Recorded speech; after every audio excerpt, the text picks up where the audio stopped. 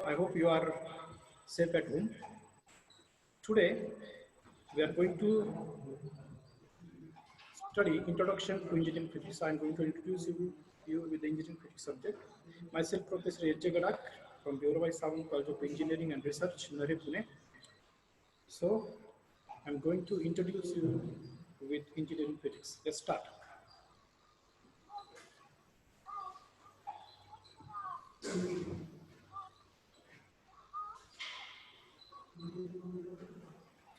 Okay.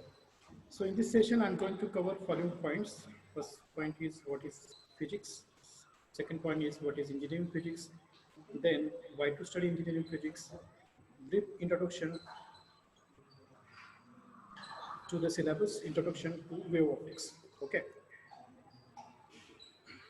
So very first question to all of you: what is physics? You have studied physics for 2 years in 11th standard as well as in 12th standard. Your first chapter was 11th standard was what is physics. So can you tell me what is physics? Okay. So physics is what? Derived from Greek word physis, meaning nature of natural things. Okay. The science of matter, energy, space, and time. Study of the interaction between physical systems. In this subject, we are studying the matter, energy, and their interactions. Okay. The goal of physics to understand and predict how nature works. Everything in nature obeys the law of physics. Everything we build also obeys the law of physics. Okay. So physics is everywhere. We can say from atom to galaxy. We are studying everything. It's a very interesting subject. So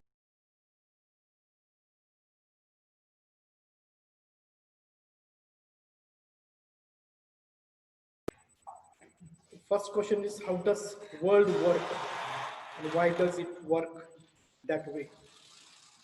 The first question is there in experimental physics, and the second question is there in theoretical physics. In experimental physics, observe the universe, careful measurements. Is it reproducible? These things are there. In experimental physics, there are look for patterns, mathematical models, unified descriptions. So in physics, we do experiment first and then we do the theoretical work.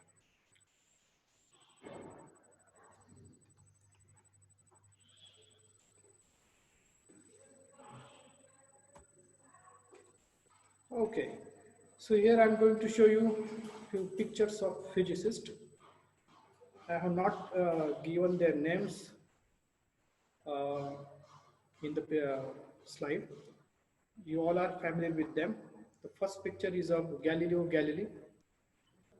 So tell me, Galileo Galilei is known for, he used the telescope to observe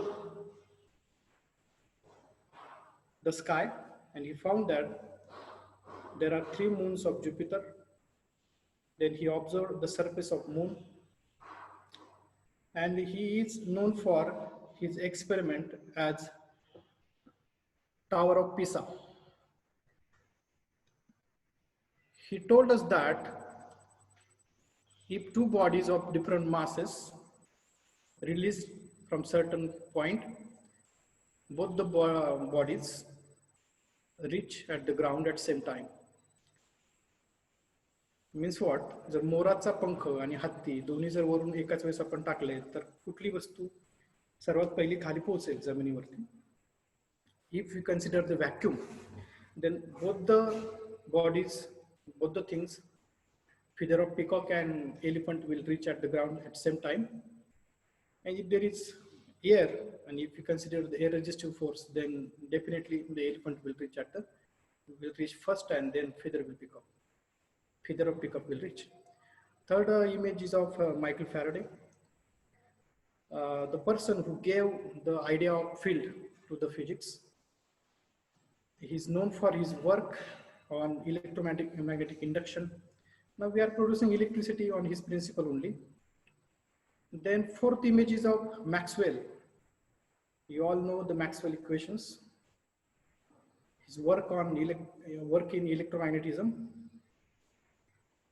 So he worked on electromagnetic waves, and because of his principle, radio, television, radar, and wireless communication is there in the world. Fifth image is of Niels Bohr, who discovered that there is a nucleus at the center of atom and the electrons are revolving around it. Then well-known scientist that is at number 6 is Einstein, and he is known for his equation E is equal to mc square. He gave us this theory of relativity. There are two theories, general theory of relativity and special theory of relativity. Then there is a Max Planck. He is known for his constant H is equal to 6.62 into 10 raised to minus 34 joules second, and his work on black body radiations. The last one, Stephen Hawking. He worked on dark matter and black holes. So let's move forward. Here are few scientists, few physicists from India. First image is of Dr. C.V. Raman. Gadak sir, speak loudly, a little bit loudly. Okay. First image is of C.V. Raman, the only Nobel laureate of physics, and he's known for Raman spectra. He worked in scattering. Second image is of Chandrasekhar. He is known for his constant, Chandrasekhar constant. Then third image is of Homi Bhabha. He is known for his work in nuclear physics and who gave his contribution to India in case of nuclear weapons. Fourth image is of Jagdish Chandra Bose. He is the father of wireless communication. Nowadays we are using mobile, and the credit goes to him. Then Vikram Sarabhai, the man known for space mission of India. And then the last one is Jayan Narlikar. He's an astrophysicist. These are famous equations that change the world. First equation is of gravitation given by Newton, that F is equal to G m1 m2 upon r square. There are four forces in the universe: gravitational force, electrostatic force, nuclear force, and magnetic force. So Newton has given us the equation for gravitational force. And he told us that between every 2 points, there is a gravitational force exists. Then second equation is E is equal to mc square. This equation gives us mass energy relation given by famous scientist Einstein. आपल्याला सगळ्यांना माहित आहे की Hiroshima नागासाकीवरती bomb टाकला गेला होता दुसऱ्या महायुद्धामध्ये. तर त्या बॉम्ब मागचं खरं जे इक्वेशन आहे की ज्याच्यामध्ये मासचं एनर्जी मध्ये रूपांतर होतं. मास डिफेक्ट जो होते न्यूक्लिअर फ्युजन रिॲक्शन्स होतात याच्यामध्ये न्यूक्लिअर बॉम्ब मध्ये ब्लास्ट होताना, आणि त्याच्यामध्ये जो मास डिफेक्ट येतो त्या मासचं कन्व्हर्जन खरं तर एनर्जी मध्ये होतं, आणि हे आईन्स्टाईननं ह्या इक्वेशन मधून सांगितलेलं आहे. Then Maxwell's equation, you are familiar with them. Del dot D is equal to rho, del dot B is equal to 0, del cross E is equal to minus dB by dt, and del cross H is equal to J plus del by D by del by T. Okay, so Maxwell equations are about the electromagnetic waves. There is a relation between electric and magnetic field. He gave mathematical equations for Faraday's theory. Last is Schrodinger's equation given by Schrodinger, that is IH cross delta by delta T psi is equal to H psi. This equation is of quantum physics. So let's move. Gadak sir, I disturb you for a minute. Patil सरांना जरा थोडस बॅकग्राऊंडला काहीतरी आवाज यायला लागले, त्यांना जरा तिकडे सांगा हे करायला, लक्ष द्या थोडस. More sir, please see that crows are making noise, so see into that. Okay, continue sir.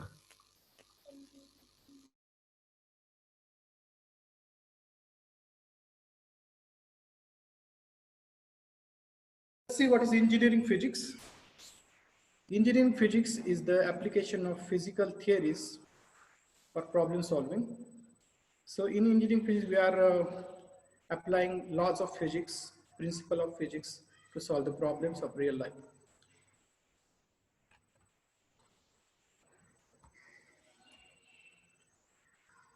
Okay, why to study engineering physics? Can you recognize the images given at the left side of screen? These images are of the first computer of the world. This computer was taking 1800 square foot space. Okay, but nowadays you can see we are using laptops, and the laptop is occupying very less space. How this happened? What is the reason behind this?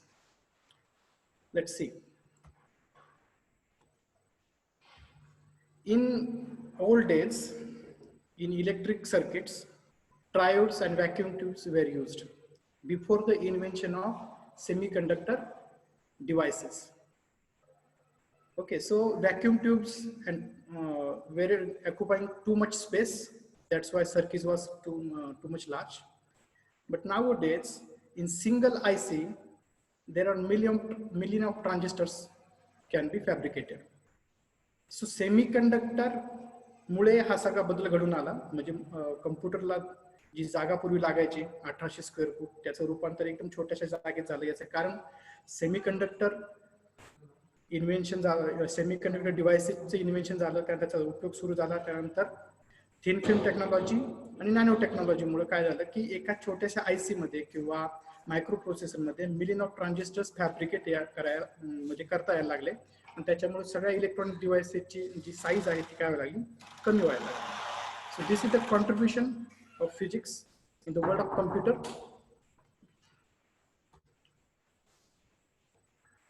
Okay, what do you see in this picture? Old telephone, then telephone wires. But nowadays, there are no wires. There are no wires. Why? Because we are using electromagnetic waves for communication. So, telephone size changed because of the invention of semiconductor devices, and wires are removed because of the electromagnetic waves. So we are using electromagnetic waves for communication, and the credit goes to Jagdish Chandra Bose, Indian scientist. Then optical fiber communication. Okay, nowadays optical fibers are used for the grid of internet, and there is a physics behind the working of this optical fiber. So optical fibers are made up of silica, and working principle behind the optical fiber is total internal reflection. तर तुम्ही total internal reflection शिकला असाल. त्याच्यामध्ये काय होतं की light ही totally reflect होते. फक्त काळजी काय घ्यावी लागते, ज्या मीडियम मधून सुरुवातीला लाईट ट्रॅव्हल होते त्या मीडियमची रिफ्रॅक्टिव्ह इंडेक्स कशी पाहिजे, जास्त पाहिजे. मग ऑप्टिकल फायबरचं तुम्ही जर कंस्ट्रक्शन बघितलं तर at the centre there is a core. Core has a diameter around 6 micrometer, 6 to 20 micrometers. Then there is a cladding, then there is a coating of some protective material. And when light is traveling through this optical fiber, it remains only in the core, and the information is traveling with the velocity of light. So this is a very fast way of communication, because the information travels with the speed of light, and speed of light is 3 lakh kilometers per second. So your information travels with that speed.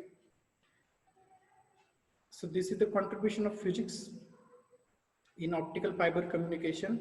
कारण optical fibre जर remove केले तर internet चे जे काय जाळं आहे, ज्याचं जे स्पीड आहे ते काहीच राहणार नाही. ठीक आहे. Solar cell, you are quite familiar with the solar cell. तर सोलार सेलचं सांगायचं झालं तर तुमचा जो कॅल्सी आहे, तुम्ही जो सायंटिफिक कॅल्सी यूज केला 11वी-12वीला, त्याच्यामध्ये छोटीशी काच आहे वरती उजव्या हाताला.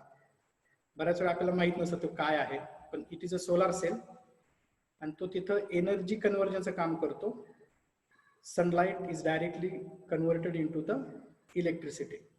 आपले सॅटेलाइट्स असतात वरती, त्यांना काय आपण इथून पॉवर पाठवत नाही, तर त्याच्यावरती सोलर पॅनल असतो आणि त्या पॅनलवरती जी काही सनलाइट पडते त्याचं रूपांतर इलेक्ट्रिसिटी होते आणि ती इलेक्ट्रिसिटी सोलार आपले जे सॅटेलाइट्स आहेत ते यूज करतात. किंवा रिमोट एरियाज असतील त्याच्यामध्ये सुद्धा आपण ग्रीड जर तिथपर्यंत पोहोचलं नसेल इलेक्ट्रिसिटीचं, तर तिथं सुद्धा सोलार सेल मदत होऊ शकते इलेक्ट्रिसिटी प्रोड्यूस करण्यासाठी. तर solar cell is basically made up of semiconductor. Again, this is the another contribution of semiconductor in the technology. Semiconductor silicon चा बनलेला असतो हा. Silicon PN junction is there, and when light falls on the junction, that time electron hole pairs are formed, and potential is developed across the two terminals, and current flows through the circuit. Okay, so let's move forward. Laser.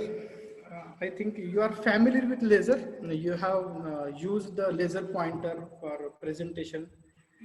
You have seen it, but we have to study this laser in engineering physics. So laser stands for light amplification by stimulated emission of radiation. And the physics of production of laser is nothing but stimulated emission. Stimulated emission मध्ये कोहरंट photons बाहेर पडतात या atomic system मधून. आपला जो साधा bulb असतो किंवा ट्यूबलाइट असते, याच्यामध्ये होतं काय की तिथं स्पॉन्टॅनियस इमिशन असतात, तिथं कोहरन्स नसतो, म्हणजे तिथं जो फेज डिफरन्स आहे तो कॉन्स्टंट नसतो. त्यानंतर वेव्हलेंथ वेगवेगळ्या असू शकतात, पण इथं बाकी तुम्हाला एका सिंगल कलरची लाईट मिळते आणि एका बीमच्या स्वरूपात ती बाहेर पडते. तुम्ही बघितलं असेल की laser travels in beam form in straight line. पण साधी लाईट जी आहे आपली किंवा बल्ब ट्यूबलाईट आहे ती सगळीकडे पसरते. ठीक आहे. तर ह्या लेझरचे खूप सारे उपयोग आहेत टेक्नॉलॉजीमध्ये. पहिला उपयोग आहे laser cutting. In mechanical industries metal is cut by using laser. लेझरने आपल्याला मेटल प्लेट्स कट करता येतात. Because these laser beams are producing very high energy at the point of focus, because laser beams are having very high energy density. खूप जास्त temperature उत्पन्न होतं त्या focus पॉइंटला आणि त्याच्यामुळे काय होतं की तिथे मेटल कट होतं. Then laser is use for welding also. दोन मेटल प्लेट जर आपल्याला एकमेका बरोबर जोडायच्या असतील तर ट्रेडिशनल जी पद्धत आहे वेल्डिंगची त्याच्यापेक्षा लेझरमुळे केलेली वेल्डिंग ही खूप क्लीन दिसते, तिथं काही रेसिड्यू वगैरे राहत नाही. तर लेझरमुळे वेल्डिंग सुद्धा करता येते. त्यानंतर सीडी रायटिंग, आपण जे सीडीज वगैरे वापरतो आजकाल, सीडी मूवीज बघण्यासाठी वगैरे, त्याच्यामध्ये लेझरच्या साहाय्याने त्याच्यावरती रायटिंग केलेलं असतं, म्हणजे मेमरी स्टोअर केलेली असते. सीडी वरती ट्रॅक्स असतात, circular tracks are there, very small tracks are there. त्याच्यामध्ये 0 आणि 1च्या फॉर्म मध्ये एनर्जी काय होते, आपली इन्फॉर्मेशन स्टोअर केली जाते. लास्ट इज ऑप्टिकल फायबर मधून आपण लेझर बीम पास करतो, म्हणजे एनर्जी तुम्ही इन्फॉर्मेशन तुम्ही लेझरच्या फॉर्म मध्ये एका ठिकाणी दुसऱ्या ठिकाणी ऑप्टिकल फायबरच्या माध्यमातून पाठवता. आणि लेझरचा आणि लाईटचा स्पीड सारखाच आहे, कारण laser is nothing but the light. Laser is monochromatic source of light. It is also coherent. लेझरचे अजून काही ऍप्लिकेशन्स आहेत जे मी इथे तुम्हाला दाखवले नाही, जसं की मेडिकल फील्डमध्ये कॅन्सरच्या ट्युमर जे असतात ते रिमूव्ह करण्यासाठी लेझरचा उपयोग केला जातो. डोळ्याच्या ऑपरेशनसाठी लेझरचा उपयोग केला जातो. स्किन डिसीजेस वरती ट्रीटमेंट करण्यासाठी लेझरचा उपयोग केला जातो. पण याच्यामध्ये तुम्हाला म्हणजे डॉक्टरला ते नॉलेज असलं पाहिजे की कुठल्या इंटेन्सिटीचा लेझर कुठल्या कामासाठी वापरायचा. ठीक आहे. आता डोळ्याच्या ऑपरेशनला आपण लेझर वेल्डिंग वाला किंवा कटिंग वाला लेझर वापरू शकत नाही. तर इथे आपल्याला बघायचंय non destructive testing. Non destructive testing मध्ये जी वस्तू आहे, समोरचा ऑब्जेक्ट आहे ज्याचं आपल्याला इन्स्पेक्शन करायचंय, टेस्टिंग करायचंय, त्याला तोडफोड न करता टेस्ट करता येतं. म्हणजे without destructing the object we can test several parameters. Ultrasonic testing method आहे पहिल्यांदाच आपल्याला बघायची. Ultrasonic testing method. Ultrasonic testing मेथडमध्ये अल्ट्रासाऊंड यूज केला जातो. आता अल्ट्रासाऊंड काय आहे हे तुम्हाला माहित असेल, कारण साऊंडचे 3 क्लासिफिकेशन्स आहेत. There are 3 classifications of sound. First is infrasonic. Infrasonic sound has frequency below 20 hertz. Audible sound has frequency from 20 to 20 kilohertz, and ultrasound has frequency more than 20 kilohertz. Okay, that is beyond the audible range. आणि अल्ट्रासाऊंडचा तुम्ही कदाचित तुमच्या आयुष्यात वापरही केला असेल. तुमच्या घरात जर कोणाची सोनोग्राफी झाली असेल, आपल्याला बऱ्याच वेळा समजा बॉडीच्या इनर ऑर्गन्सला काही सूज वगैरे आलेले असेल किंवा काही प्रॉब्लेम असेल तर त्या ठिकाणी सोनोग्राफी करतात. तर सोनोग्राफी मध्ये अल्ट्रासाऊंड यूज केला असतो. म्हणजे आपण डॉक्टरकडे गेलो आणि आपण सांगितलं की माझ्या किडनीचा मला पोटात दुखतंय वगैरे, तर डॉक्टर काय लगेच तुमचं पोट फाडून बघत नाही, तर तो नॉन डिस्ट्रक्टिव्ह टेस्टिंग करतो, म्हणजे सोनोग्राफी करतो. सोनोग्राफी ही नॉन डिस्ट्रक्टिव्ह टेस्टिंग आहे, ज्याच्यामध्ये बॉडीच्या ऑर्गनची साईज वगैरे किंवा त्याला काही प्रॉब्लेम आहे की काय ते कळतं. तसं इथं रेल्वे ट्रॅक दाखवलाय. तर रेल्वे ट्रॅकची जी क्वालिटी आहे किंवा त्याच्यामध्ये कुठं काही डॅमेज झालंय की नाही हे बघण्यासाठी अल्ट्रासोनिक टेस्टिंग मेथड यूज केली जाते. आता रेडिओग्राफिक टेस्टिंग पण आहे तिथे सेकंड पिक्चर मध्ये. रेडिओग्राफिक टेस्टिंग 2 प्रकारचे रेज यूज केले जातात. काहीमध्ये गॅमा रेज यूज केले जातात, तर काहीमध्ये एक्सरेज यूज केले जातात. एक्सरेचा पण तुम्हाला अनुभव आला असेल. तुमचा हाड वगैरे जर मोडलं तर डॉक्टर काय हाड फाडून बघत नाही की किती तुटलेला आहे हाड किंवा मोडलेला आहे. तर एक्सरे काढला जातो. एक्सरे काय होतं की तुमच्या मसल मधून पास होतो, बॉडीच्या मास मधून पास होत होतो, पण तो बोन मधून पास होऊ शकत नाही. त्याच्यामुळे तिथं फोटोग्राफिक प्लेट वरती तुमच्या हाडाचं पूर्णपणे ते इमेज आलेली असते. ठीक आहे. तर फोटोग्राफिक प्लेट ही व्हाईटच ट्रान्सपरंट असते सुरुवातीला, पण ज्या भागावरती एक्सरे पडला ती फिल्म काय होते ब्लॅक होऊन जाते. ज्याच्यावर पडला नाही ती काय राहते ट्रान्सपरंट राहते. तर तुम्हाला कळतं तिथं की साधारणतः पाय किंवा हात कुठं कसा मोडलेला आहे. Third is acoustic emission testing. आता हे मोठे मोठे ब्रिज वगैरे जे असतात किंवा मोठे स्ट्रक्चर्स असतात, मोठे टावर्स असतात, तर त्याचं जर इन्स्पेक्शन करायचं असेल, क्वालिटी इन्स्पेक्शन किंवा त्याचं डॅमेज शोधायचं असेल, तर त्याला परमनंटली एक सिस्टम सेट केली असते आणि त्याच्यातून डेटा कंटिन्युअसली कलेक्ट केला जातो. तर डॅमेज होत असताना जे काही साऊंड वेव्हज प्रोड्यूस होतात स्ट्रक्चरमध्ये, तर त्याचा डेटा स्टोअर केला असतो. त्याच्यामध्ये काही चेंजेस जर दिसले, सडन चेंजेस आपल्याला जाणवले, तर तिथं समज तिथं आपल्याला कळतं की कुठेतरी डॅमेज होत आहे त्या स्ट्रक्चरला. ठीक आहे. So these are some techniques ज्या आपल्याला फिजिक्समध्ये शिकायच्या आहेत. तर nano technology is there in your syllabus. तर nano technology is very advance technology. आता तुम्ही इथे उजव्या हाताला जर बघितलं स्क्रीनवरती, तर तुम्हाला दिसतंय नॅनो पार्टिकल्स ऑफ गोल्ड, आणि तिसऱ्या बॉटलमध्ये तिथे सोनच ठेवलेलं डायरेक्ट, गोल्ड इज देअर. तर आपल्याला माहिती आहे गोल्डचा कलर सोनेरी असतो. ठीक आहे. Golden colour is there, yellow colour is there. पण त्याचे जर तुम्ही नॅनो पार्टिकल्स बनवले, म्हणजे काय करायचं आपल्याला सोन्याचे बारीक बारीक बारीक बारीक तुकडे करायचे. किती बारीक तुकडे करायचे, तर नॅनो साईजला जाईपर्यंत तुकडे करायचे. नॅनो साईजला एकदा ते मटेरियल गेलं की त्याच्या ऑप्टिकल प्रॉपर्टीज बदलतात. ऑप्टिकल प्रॉपर्टी बदलल्या की त्याचा जो कलर आहे तो बदलतो. तर तुम्हाला इथं बघायला मिळेल की 20 नॅनोमीटरला जर तुम्ही त्याचे पीसेस केले त्या साईजला, तर सोन्याचा कलर हा लाल होतो, आणि जर त्या 100 नॅनोमीटरला असेल त्याचा कलर जांभळी थोडाफार असा व्हायलेट कलर शिफ्ट होतो, सॉरी पर्पल कलर शिफ्ट होतो तो. तर नॅनो टेक्नॉलॉजीमध्ये काय केलं जातं की खूप बारीक तुकडे केले जातात. आता तुला नॅनो साईज सांगायची झाली तर समजा केसाचा डायमीटर जो आहे त्याला जर तुम्ही 80,000ने भाग दिला, किंवा if you divide diameter of hair by 80,000, then whatever the size you will get, that will be the nanometer. किंवा 10 हायड्रोजनचे ऍटम तुम्ही जर एका लाईन मध्ये ठेवले, तर तुम्हाला जी काही लांबी मिळेल त्याची त्या 10 ऍटमची टोटल, तर ती असणारे 1 नॅनोमीटर. बरोबर. तर ह्या नॅनो टेक्नॉलॉजीचे खूप सारे उपयोग आहेत. ही टेलर मेड टेक्निक आहे. म्हणजे काय की एखादं मटेरियल आहे, समजा कॉपर आहे, त्या कॉपरला पर्टिक्युलर रेजिस्टिव्हिटी आहे, कंडक्टिव्हिटी आहे, डक्टिलिटी आहे, यंग्स मॉड्युलस आहे, पण हे सगळं आपण बदलू शकतो जर आपण त्या कॉपरचे नॅनो पार्टिकल्स केले, त्याच्यापासून पुन्हा ती वस्तू बनवली. तर आपल्याला हवी तशी त्या मटेरियलच्या प्रॉपर्टीज आपण डिझाईन करू शकतो. हवी तशी रेजिस्टिव्हिटी, हवी तशी कंडक्टिव्हिटी, हवी तशी डक्टिलिटी, हवी तसं त्याच्या मेकॅनिकल प्रॉपर्टीज आपण हवे तसे मिळवू शकतो बाय नॅनो टेक्नॉलॉजीमध्ये. नॅनो टेक्नॉलॉजीचे खूप सारे उपयोग आहेत, ते आपण बघूया. तर पहिल्यांदा ऑटोमोबाईल इंडस्ट्रीमध्ये काय काय उपयोग आहेत नॅनो टेक्नॉलॉजी ते बघूया आपण. तर पहिल्या पिक्चरमध्ये टायर दिसते तुम्हाला. टायर मध्ये सिलिकाचे नॅनो पार्टिकल्स यूज केले असतात. त्याच्यामुळे काय होतं की टायरची जी क्वालिटी आहे ती इम्प्रूव्ह होते. त्याच्यामुळे मटेरियल टायरला कमी लागतं. त्याच्यानंतर त्याचं जे फ्रिक्शन क्वालिटी आहे ती सुधारते. गाडीवरती कंट्रोल चांगला येतो. टायरची लाईफ चांगली होते, म्हणजे जास्त दिवस टायर जातं. तर हे सगळे म्हणजे याच्या टायरमध्ये सिलिकाचे पार्टिकल्स यूज केले असतात, नॅनो पार्टिकल्स. ठीक आहे. देन तुम्ही बघा सेल्फ क्लिनिंग ग्लासेस ची इमेज आहे. मी ते नाव द्यायचं विसरून गेलो त्याला. तर ग्लासची इमेज दिसते आणि त्याच्या पलीकडे इलेक्ट्रॉन मायक्रोस्कोपचे इमेज आहे. त्याच्यामध्ये बघतात की काचेचं स्ट्रक्चर कसं दिसतं. तर सेल्फ क्लिनिंग ग्लासेस म्हणजे ह्या काचा कधी खराबच होत नाहीत.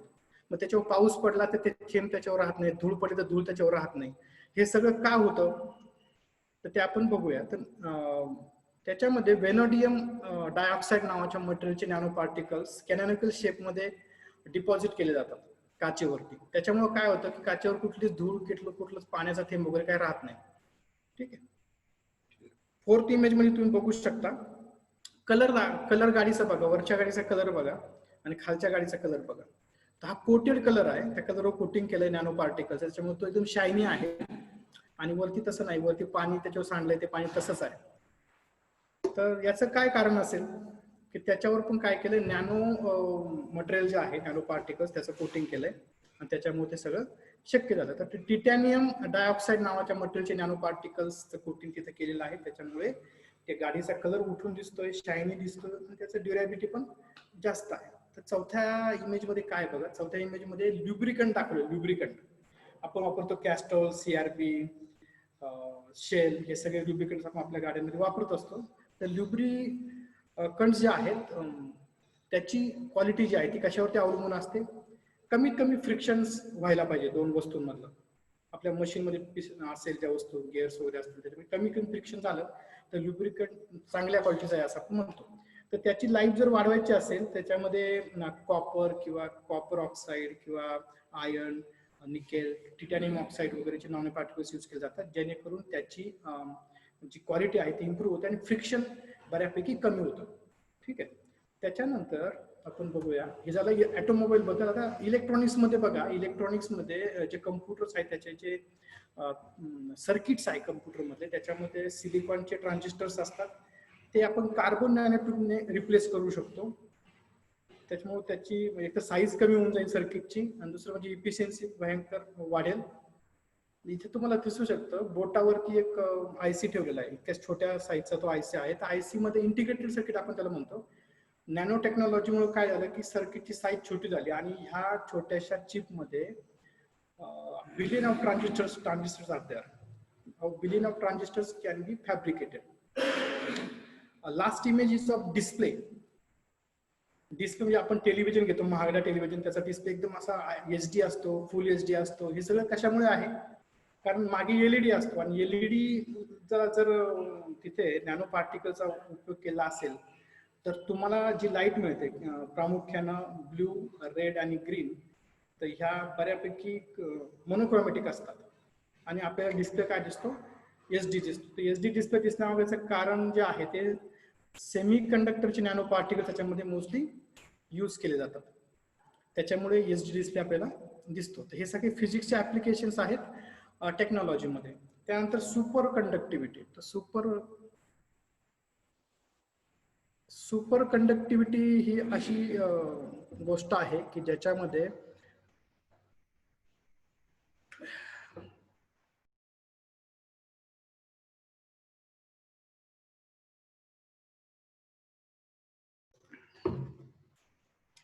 तुम्ही याच्याबद्दल नक्कीच ऐकलेलं नसेल. तुम्ही गुड कंडक्टर्स ऐकलेत, तुम्ही बॅड कंडक्टर्स ऐकलेत, पण तुम्ही सुपर कंडक्टर्स ऐकलेले नसावेत मला वाटतं, कारण तुमच्या सिलेबसमध्ये ही आतापर्यंत गोष्ट कुठंच नव्हती जी आपल्याला फिजिक्समध्ये शिकायची आहे.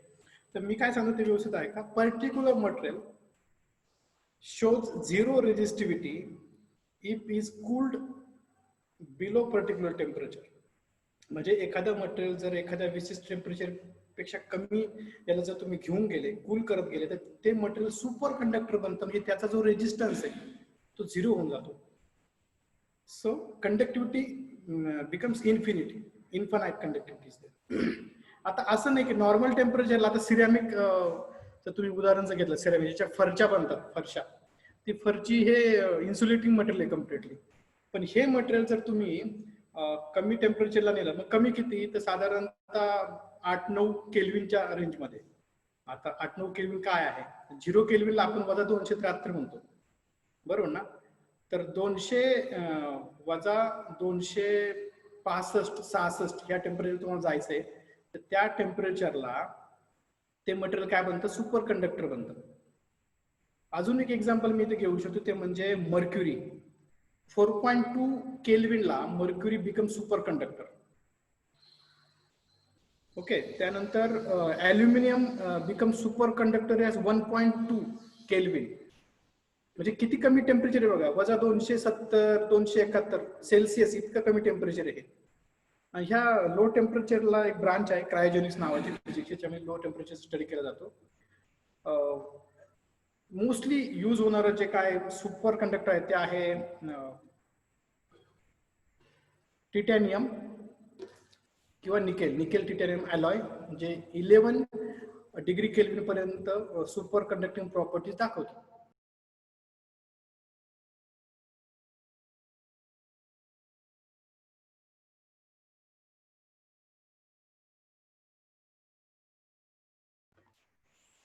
ओके, ग्राफ मध्ये काय दाखवलंय बघा, ग्राफ मध्ये 2 लाईन्स आहे, एक सुपर कंडक्टरची लाईन आहे आणि एक दुसरी नॉन सुपर कंडक्टिव्हची लाईन आहे. आणि वाय ऍक्सिस आपण रेजिस्टन्स घेतलाय आणि एक्स ऍक्सिसला टेम्परेचर घेतलंय आपण. सुपर कंडक्टर जसं टेम्परेचर कमी होईल, ते टीसीच्या व्हॅल्यूला एकदा आलं, त्याला क्रिटिकल टेम्परेचर म्हणतात, त्या व्हॅल्यूला आलं की त्याची रेजिस्टन्स काय होतं, drop to 0, sudden drops to 0. पण नॉर्मल मटेरियल जे आहे त्याचा बाकी रेजिस्टन्स तुम्ही 0 केल्विनला जरी गेला तरी तिथे रेजिस्टन्स थोडाफार शिल्लक राहतो. प्रॅक्टिकली आपल्याला 0 केल्विन अजूनपर्यंत मिळवता आलेलं नाही, कारण 4 kelvin is the temperature of liquid helium. 0 पर्यंत आपण आयडियली अजून पोहोचलेलो नाहीये, प्रॅक्टिकली पोहोचलेलो नाहीये.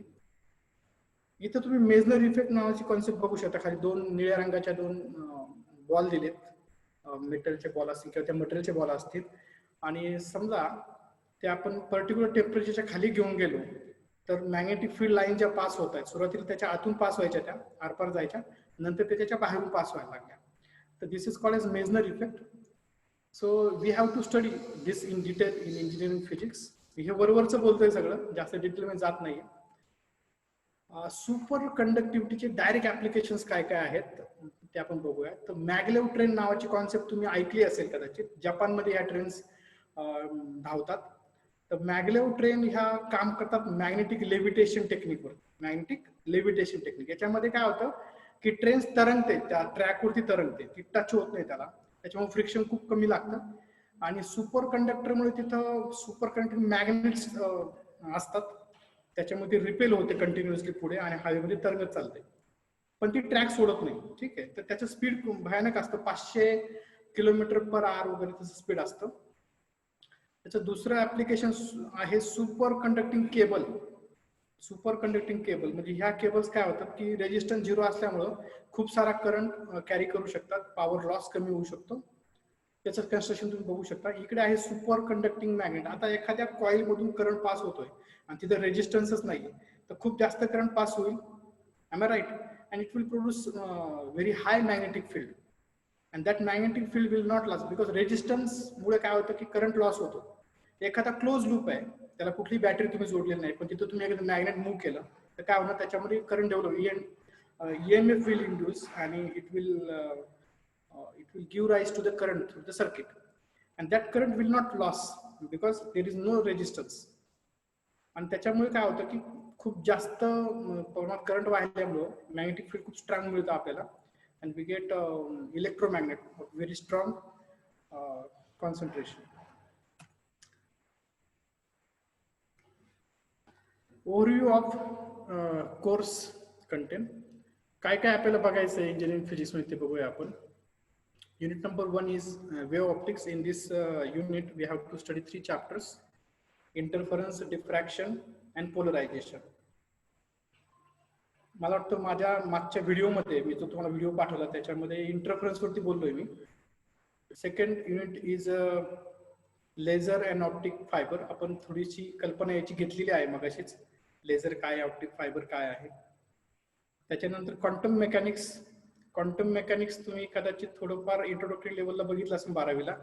तुम्ही ब्लॅक बॉडी रिलेशन्सचा टॉपिक बघितला असेल तर देर इज अ म्हणजे ब्लॅक बॉडी रिलेशन पासून क्वांटम मेकॅनिक्सला खरी सुरुवात झाली आणि हे असं फिजिक्स आहे की याच्यामध्ये सगळ्या ब्रांचेस आपण कव्हर करू शकतो. त्याच्यामध्ये तुम्हाला de Broglie's hypothesis, Schrodinger's equation, Heisenberg's uncertainty principle वगैरे गोष्टी बघायच्या आहेत. 4th unit is semiconductor physics. मी सेमीकंडक्टरचा रोल काय आहे आणि त्याने काय क्रांती घडून आणली टेक्नॉलॉजीमध्ये हे तुम्हाला सांगितलं, तर तो आपल्याला डिटेलमध्ये इथं स्टडी करायचा आहे. मॅग्नेटिझम अँड सुपर कंडक्टिव्हिटी आहे. तर तुम्ही मॅग्नेटिझम मला वाटतं 12वीला शिकलेला आहात, 11वी-12वीला. सुपर कंडक्टिव्हिटी नवीन आहे तुम्हाला, ज्याची कल्पना मी तुम्हाला दिलेली आहे, ते तुम्हाला शिकायला मिळेल. Non destructive testing and nano technology, मी आता थोडंफार बोललो त्याच्यावरती. नॉन डिस्ट्रक्टिव्ह टेस्टिंग काय आहे, नॅनो टेक्नॉलॉजी काय आहे. तर नॉन डिस्ट्रक्टिव्ह टेस्टिंग मध्ये आपण बघितलं की अल्ट्रासाऊंड यूज केला जातो. तर निसर्गामध्ये सुद्धा अल्ट्रासाऊंड चे एक्झाम्पल्स आहेत. व्हेल फिशेस तुम्ही ऐकले असतील किंवा व्हेल फिशेस समुद्रामध्ये असतात. हे 2 मासे एकमेकांमध्ये कम्युनिकेशन करू शकतात जरी ते 50 किलोमीटर एकमेकांपासून दूर असतील तरी, by sending the ultrasonic waves. त्यानंतर छोटं बाळ आहे 3 महिन्याच्या आतलं, त्याला अल्ट्रासाऊंड डिटेक्ट होतो, ते ऐकू शकतं. त्याच्यानंतर नॅनो टेक्नॉलॉजी बद्दल मी आताच बोललो, ते तुम्हाला आपल्याला शिकायचं आहे इंजिनिअरिंग फिजिक्स मध्ये. Okay, the first unit is wave mechanics, wave optics, and we have to study what is wave. Interference is wave phenomena, polarization is wave phenomena, diffraction is wave phenomena. But what is wave exactly? बऱ्याच वेळा तुम्ही wave mechanics शिकला पण आहात 12वीला, पण exactly बऱ्याच वेळा आपल्या वेव्ह मध्ये काही सांगता येत नाही. इथं आपण बघूया, पाण्याच्या सरफेसवरती थेंब पडला पाण्याचा किंवा आपण डिस्टर्ब केलं पाण्याच्या सरफेसला, तर पाण्याच्या सरफेसवर काय तयार होतं, वेव्स फॉर्म होतात. So disturbance in the medium is nothing but the wave. That disturbance carries energy from origin to outward. So wave ह्या disturbance मुळे तयार होतात. खरं तर म्हणजे कशाला आपण डिस्टर्ब केलं तर वेव्ह तयार होतात. I am talking to you, so I am vibrating my vocal cord. So vocal cord vibrations are there, and these vibrations are producing sound waves. Sound waves are longitudinal waves. त्यानंतर माझ्या इथं जो mic आहे, microphone, याच्यामध्ये ते जातात, त्याचं रूपांतर साऊंड करंट मध्ये होतं. तो साऊंड करंट सिस्टम मधून नंतर त्याचं इलेक्ट्रोमॅग्नेटिक मध्ये रूपांतर होऊन तुमच्यापर्यंत पोहोचतंय. बरोबर. तर wave is nothing but the disturbance in medium that carries energy without net movement of particle. Net movement of particles म्हणजे काय, पार्टिकलचं मुवमेंट होतच नाहीये. तुम्ही जर काही फुलं टाकले पाण्याच्या सरफेस वरती एखाद्या तळ्यामध्ये आणि तुम्ही तळ्याला डिस्टर्ब जर केलं तर वेव्स तयार होतील, वेव्ह बाहेरच्या दिशेला जातील, पण ते फुलं बाकी तिथंच अप अँड डाऊन मोशन मध्ये असतील. म्हणजे particle will perform only harmonic motion, simple harmonic motion. So there is no migration of particles, there is only energy is carried. How many types of waves are there? You already studied. There are 3 types of waves: mechanical waves, electromagnetic waves and matter waves. Mechanical waves चे 2 types असतात, ते आपण बघणार आहे पुढे. Electromagnetic waves ह्या electromagnetic field मध्ये असलेल्या डिस्टर्बन्स मुळे तयार होतात, आणि मॅटर वेव्ह ही क्वांटम मेकॅनिकची कॉन्सेप्ट आहे, ते आपण पुढे बघूच.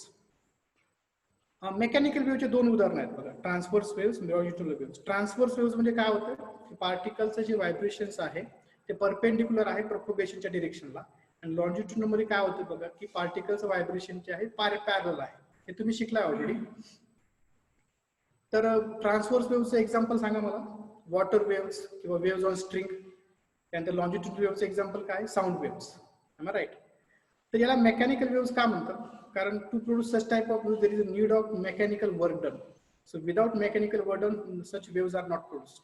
कारण मी आता बोलतोय तर मला काहीतरी वर्क डन करावं लागतं, माझ्या व्होकल कॉर्ड, तेव्हा त्या लॉंजिट्युडिनल वेव्स तयार होतात. इलेक्ट्रोमॅग्नेटिक वेव्स बघा, इथे तुम्हाला डायग्राम मध्ये GIF दिसतंय. इलेक्ट्रिक आणि मॅग्नेटिक फील्ड एकमेकाला परपेंडिक्युलर आहेत आणि एकाच्या चेंजमुळे दुसऱ्यामध्ये चेंज घडतोय, आणि अशा फॉर्ममध्ये इलेक्ट्रोमॅग्नेटिक वेव्स ह्या स्पेस मधून ट्रॅव्हल होत असतात. याची उदाहरणं सांगू शकता का तुम्ही? उदाहरण, इलेक्ट्रोमॅग्नेटिक वेव्हचं एक्झाम्पल म्हणजे light. Light is one form of electromagnetic wave. आणि आपण जे मोबाईल कम्युनिकेशन वगैरे करतोय ते सुद्धा एक प्रकारचं काही इलेक्ट्रोमॅग्नेटिक वेव्हच्या मार्फतच होत आहे.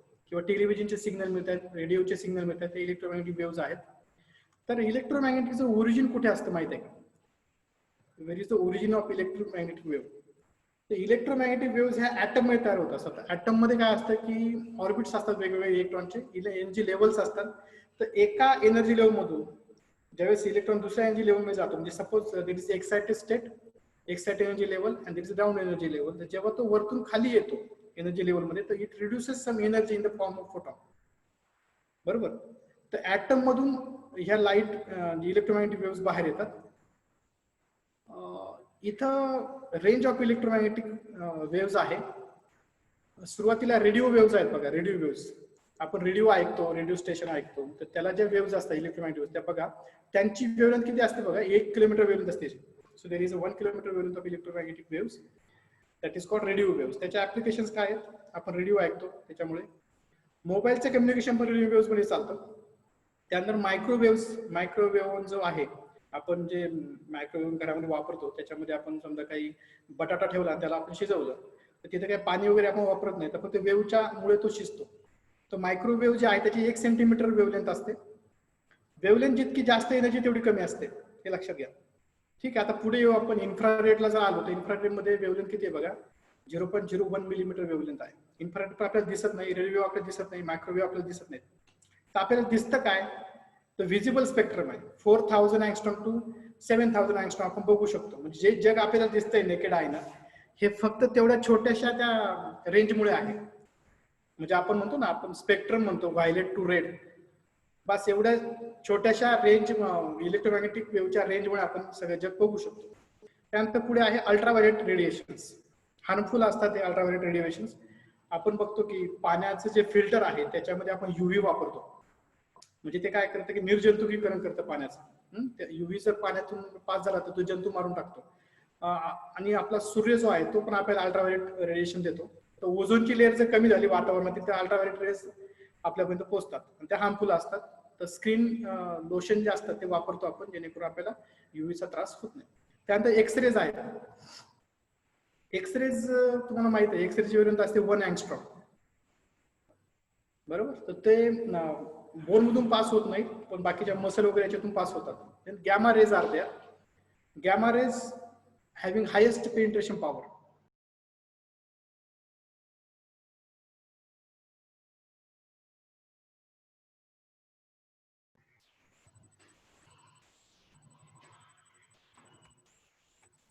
ओके. तर शेवटची वेव्ह आपली बघायची राहिली ती म्हणजे डी ब्रॉग्लीज वेव्ह. त्याला मॅटर वेव्ह म्हणतात, त्याला डी ब्रॉग्लीज वेव्ह पण म्हणतात. तर ही थोडीशी नवीन आहे तुम्हाला. तर as per the de Broglie's hypothesis, there is a wave associated with every moving particle, every moving object. म्हणजे आता मी आहे, मी चाललोय, तर माझ्याबरोबर एक वेव्ह असोसिएट झालेली आहे. आणि त्या वेव्हचे वेव्हलेंथ कशी शोधायची ते बघा. इथे फॉर्म्युला दिलाय बघा, lambda equal to H upon M V. H is the Planck's constant आणि एम आणि व्ही दिलाय. M is the mass of object and V is the velocity of that object. तर we can find out the wavelength. But massive बॉडीचा विचार करता आपल्याला याची गरज पडत नाही, कारण याच्यासाठी न्यूटनचं फिजिक्स सफिशियंट आहे. पण आपण मायक्रो लेवलला जर गेलो, ऍटॉमिक लेवलला जर गेलो, तर इलेमेंटरी पार्टिकलचा स्टडी करताना आपल्याला क्वांटम फिजिक्स लागतात. आणि क्वांटम फिजिक्स मध्ये मॅटर वेव्हज असतात. म्हणजे motion of electron, motion of proton, या सगळ्यांच्या मोशनसाठी आपल्याला ह्या इक्वेशनची गरज पडते. त्याला म्हणतात matter wave. This is last slide because there is a time constraint. Chapter number 1, interference. मी माझ्या लास्ट व्हिडिओ मध्ये पण बऱ्यापैकी त्याच्यावर बोललेलो आहे. The redistribution of intensity due to superposition of 2 or more waves. तर इथे तुम्ही बघू शकता हिरवी आणि निळी अशा 2 वेव्स आहेत ज्या एकमेकावरती सुपर इम्पोज होत आहेत. आणि त्याच्यामुळे जी रेड वेव्ह आहे ती रिझल्टंट वेव्ह आहे. जेव्हा त्या आउट ऑफ फेज जातात, म्हणजे ट्रफ क्रेस्टो येतो, त्यावेळेस रेड वेव्ह बघा 0 म्हणजे एकदम स्ट्रेट लाईन मध्ये येते.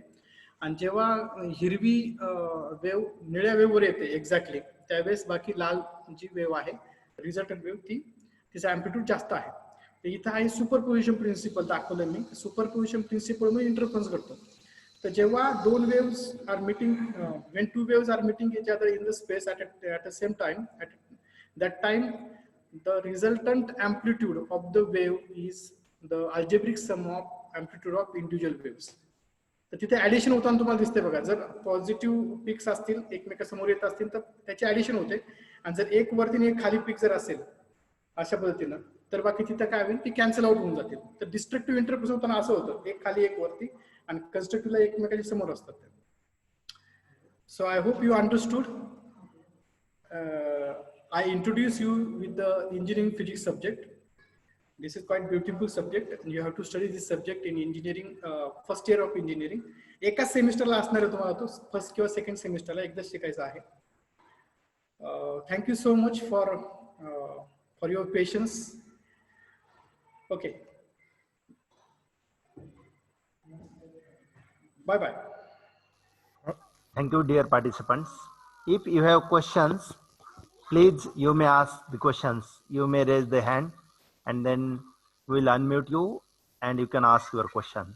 So if you have any questions, please, do you have any questions? If there are no questions, we'll end today's session. Thank you very much for patiently listening. Thank you very much, and we'll meet again. So, okay, Vishal Metkari, he might have some question. Vishal, do you have any question?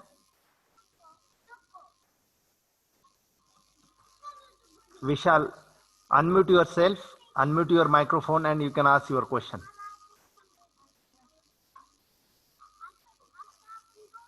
Vishal, am I audible? Unmute your microphone and you can ask your question, please.